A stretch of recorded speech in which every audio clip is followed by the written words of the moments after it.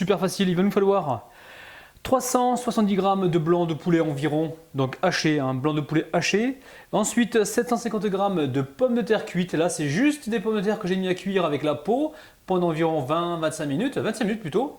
Ensuite je les ai débarrassés, épluchés et écrasés à la fourchette. Donc j'ai fait cette étape sans la filmer parce qu'en fait la vidéo va durer trop longtemps. Donc voilà, je vous montre comment j'ai fait mes pommes de terre. Très facile. Ensuite un poivron rouge coupé en petits cubes, 2 poignées de persil haché. Il va nous falloir un demi-oignon. Alors si vous avez des petits oignons dans ce cas-là, mettez-en qu'un. Mais là c'était un oignon qui était moyen. Donc j'en ai mis la moitié. Il va également vous falloir 2 cuillères à soupe de moutarde, 2 cuillères à soupe de fromage à tartiner. Vous pouvez prendre du samouraï, de la vache qui rit, des petits qui rit, c'est vous qui voyez. Moi j'avais ça au frigo. Alors c'est du Saint-Agur. Donc c'est un fromage qui est à tartiner également, qui est très corsé en fait. Mais vous prenez ce que vous avez dans les frigos. Hein. Ensuite, il va nous falloir du sel, du poivre, ça reste selon vos goûts. Un petit peu d'huile d'olive, donc on verra combien tout à l'heure. Et un demi-jus de citron. Les amis, très simple, dans les pommes de terre, je mets 2 cuillères à soupe d'huile d'olive. Hein. Ensuite, on va venir y mettre du poivre. Je vous rappelle que le sel et le poivre, les amis, ça reste selon vos goûts. On va mettre le sel. Où est-ce qu'il est le sel? Alors le sel, attention au sel les amis, parce que le fromage est déjà salé, la moutarde aussi, donc on y va gentiment. Donc ça reste toujours selon vos goûts. Ensuite, on va y mettre ici le fromage à tartiner. Donc là, c'est du Saint-Agur. Saint-Agur, vous prenez ce que vous avez à la maison. Hein.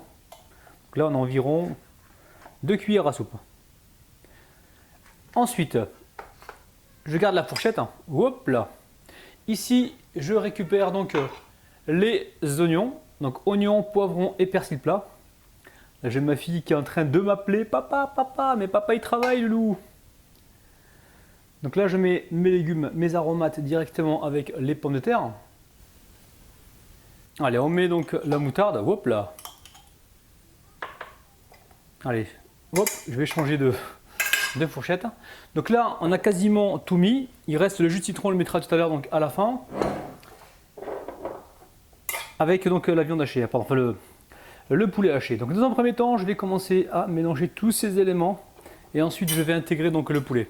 Alors, il n'y a pas besoin dans cette recette de mettre des œufs ni de la chapelure. Pourquoi? Parce que dans le poulet, il y a de l'albumine, les amis. L'albumine donc va nous permettre justement de lier ces petits beignets. Et en fait, l'albumine plus l'amidon des pommes de terre, là vous êtes sûr que ça va tenir. Alors, il y a deux écoles les amis. Soit vous les cuisez dans l'huile, vous les faites frire. Mais moi, je sais qu'il y a beaucoup de mes abonnés qui n'aiment pas trop ça. Et à chaque fois, vous me dites, essaye de nous faire un truc qui va au four. Est-ce que je peux mettre le machin au four? Alors aujourd'hui, je vais vous faire des beignets au four. Alors, vous sachez que si vraiment vous voulez les passer donc à l'huile ou les poêler gentiment, vous allez pouvoir le faire. Mais moi, aujourd'hui, je vais vous montrer donc ma version au four. On essaye de rester light, c'est l'été les amis.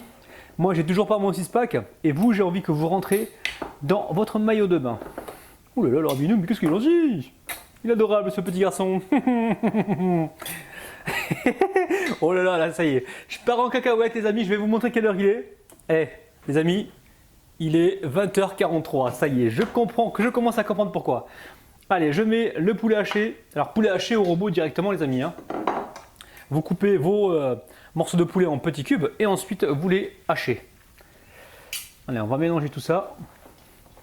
Et à la fin, il ne faudra pas oublier donc de mettre le jus donc, du demi-citron. Alors bien évidemment, dans cette recette, vous allez pouvoir mettre des épices.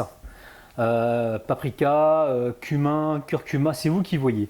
Moi aujourd'hui, j'ai vraiment voulu vous simplifier donc, la recette au maximum. Bon les amis, je suis en train de m'embêter avec la fourchette. Et franchement, j'ai vraiment envie d'y aller comme ça. Vous lavez les mains, tout ça, il n'y a aucun problème. Hein. Vous leur prenez des gants et vous faites comme ça ira beaucoup plus vite. Hein. Les amis, j'ai été me laver les mains. Ici, je récupère mon vinaigre blanc. Hop là, très peu de vinaigre blanc. Je viens ici me débactériser les mains. Et je pense que je vais faire comme vous à la maison. Je vais tout de suite malaxer ceci. Alors, juste avant, je vais ici prendre un petit bol. Pourquoi? Je vais essayer de former mes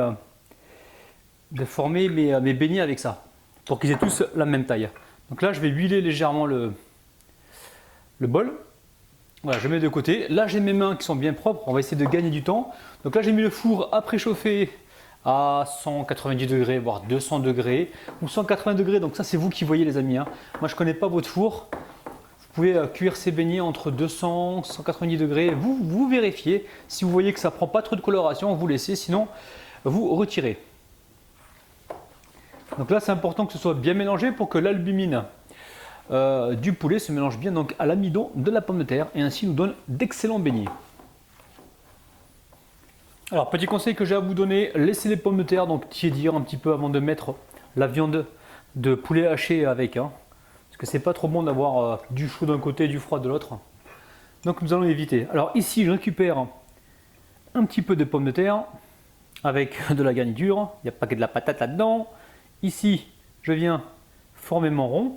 N'hésitez pas, moi je fais ça en direct, mais vous pouvez nettoyer vos mains avant de faire ça. Il n'y a aucun problème. Mais bon, pour le visuel, pour la vidéo, c'est vrai que j'aurais pu me nettoyer les mains. Donc ensuite, on récupère, hop là, le beignet. S'il veut bien venir, le petit vilain, la petite Khanez, il m'a eu là. Oh oh, petit beignet. Viens, petit beignet, viens, je vais pas te faire de mal. Viens ici.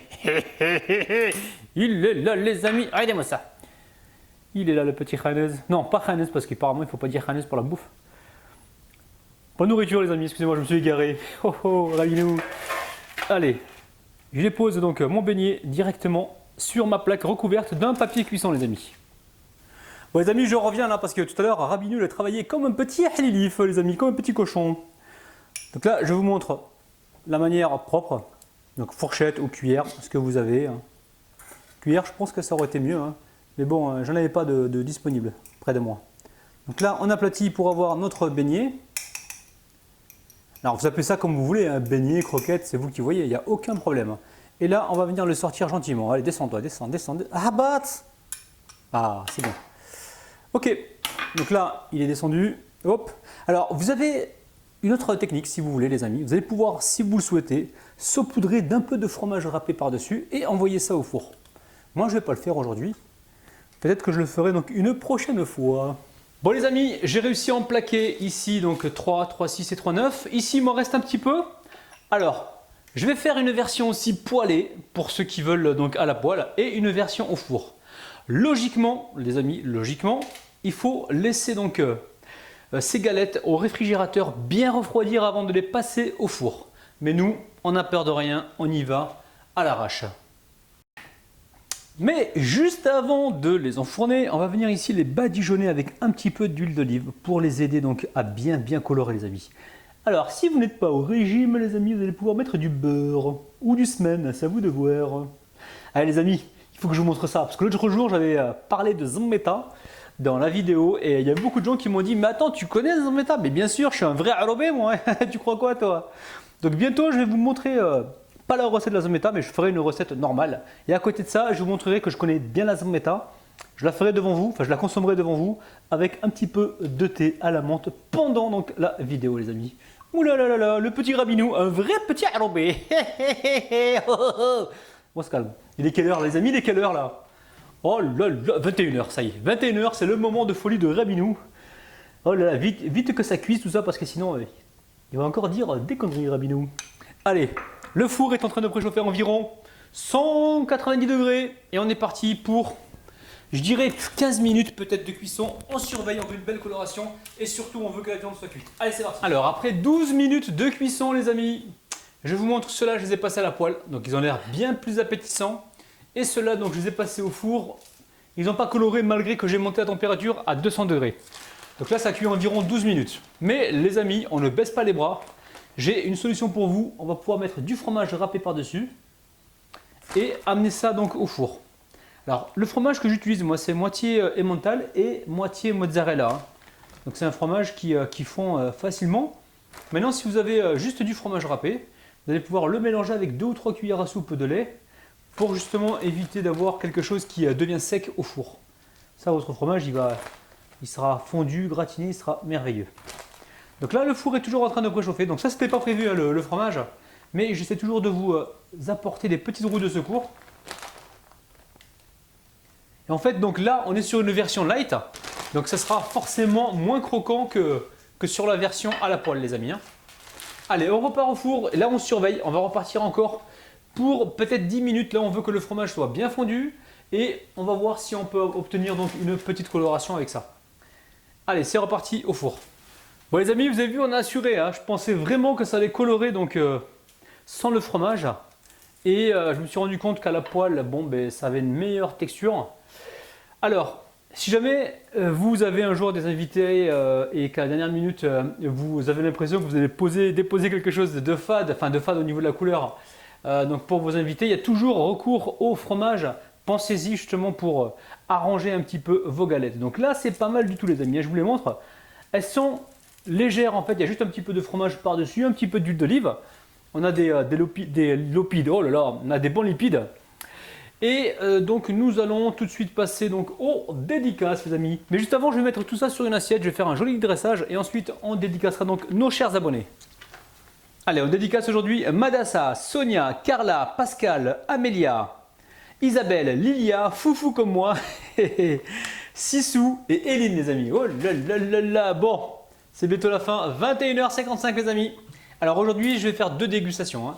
Donc le beignet poêlé et le beignet au four. Allez, je commence par le beignet poêlé. Je mets un petit peu de jus de citron. Alors ça, vous n'êtes pas obligé. Vous pouvez même mettre le jus de citron si vous voulez directement dans la farce. Et je vous montre à l'intérieur. Regardez-moi ça, les amis. Ça a l'air bien gourmand. Allez, c'est parti. Les amis, c'est extraordinaire. On n'a pas mis d'ail dedans, mais je crois que c'est la moutarde qui apporte ce petit goût très sympathique. C'est un truc de malade. Alors, le beignet poêlé, c'est un truc de dingue, les amis. On va passer au beignet pas poêlé, hein, beignet au four. Donc pour ceux qui font attention à leur ligne, c'est parti.